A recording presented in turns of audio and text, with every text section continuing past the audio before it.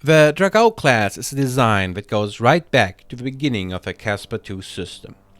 The Word of Blake had an advanced drone control system but needed a platform to make use of it. So they decided to build a ship that could ignore a thrust rating strong enough to kill a man. When Wolf's Dragoons showed up over Mars in 3067, the Word of Blake was ready for them. It is easy to imagine the havoc that packs of these dropships brought upon them. No, it should be noted that the Dragau we see over Holy Terra is not the first Dragau. A manned prototype was constructed before. In one final twist, the tyrannical Republic of the Sphere occupied the production of the Dragau and started rebuilding the manned variant as a Dragau II class. The original Dragau was used in coordinated attacks with other drones in swarm-like packs. During Operation SCOUR, the ship saw significant action during the campaign against the hordes of the coalition, notably during the Ravaging of Terra in 3078. Here, a Zechetinu Class WarShip, the FSS Excalibur, was rammed and destroyed by a Dragau.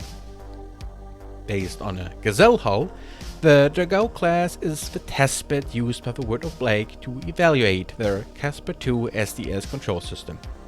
The experimental Caspar II Advanced Smart Robotic Control System worked exactly as the Word had hoped, coordinating attacks through their command ships.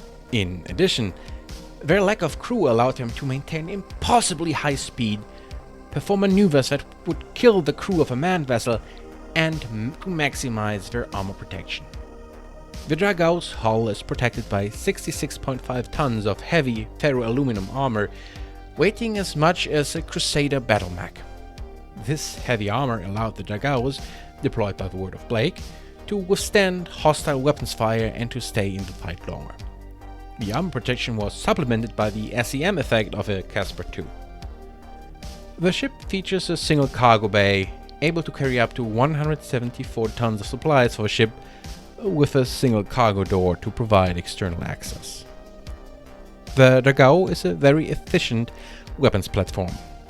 As a proof of concept, the class is one of a few Word of Blake designs lacking capital or sub-capital weapons. The craft's nose contains 6 heavy PPCs and a pair of heavy Gauss rifles with 32 rounds of ammunition. The nose is protected by 2 anti-missile systems with 48 rounds of ammunition. The heavy PPC are divided between 2 separate bays, allowing the Dragau to split fire to hit multiple fighters or combine the fire against more resilient targets such as a dropship.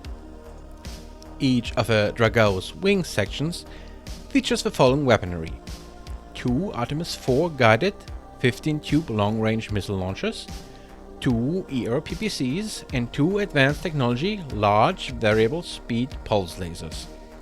Each of the LRM launchers is provided with 96 rounds of ammunition.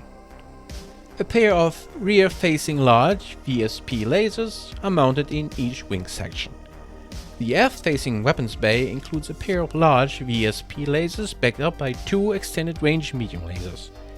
It also has 4 anti-missile system batteries for point defense.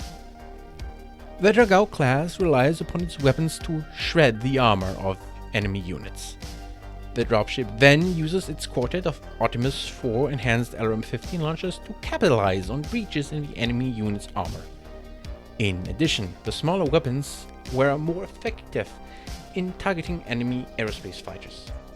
The 7 anti-missile systems, 4 forward, 3 aft, not only protected the Dragau from incoming weapons fire, but thickened the missile defenses of supported warships. A lone Dragau has the firepower to kill a Leopard in a single salvo, which summarizes just how dangerous this dropship is. It represents a return to the traditional small assault dropship, and in many ways is superior to monsters like the Tiamat. It has 2 greatly concerning features. The first is the ease with which it can destroy conventional transports. Given the difficulty in stopping a Dragau from getting close to a target, this raises big questions over the survivability of the older transports. The second point is this ship is easily copied. It cannot be long until we see similar armed Achilles, Avengers, Claymores, and even Norovs. While they probably won't push the thrust in the same way, they won't have to, as they are quite fast already. The proliferation of these powerful attack platforms is going to make defense increasingly difficult and force an invader to invest in genuine air superiority for the first time since the First Succession War.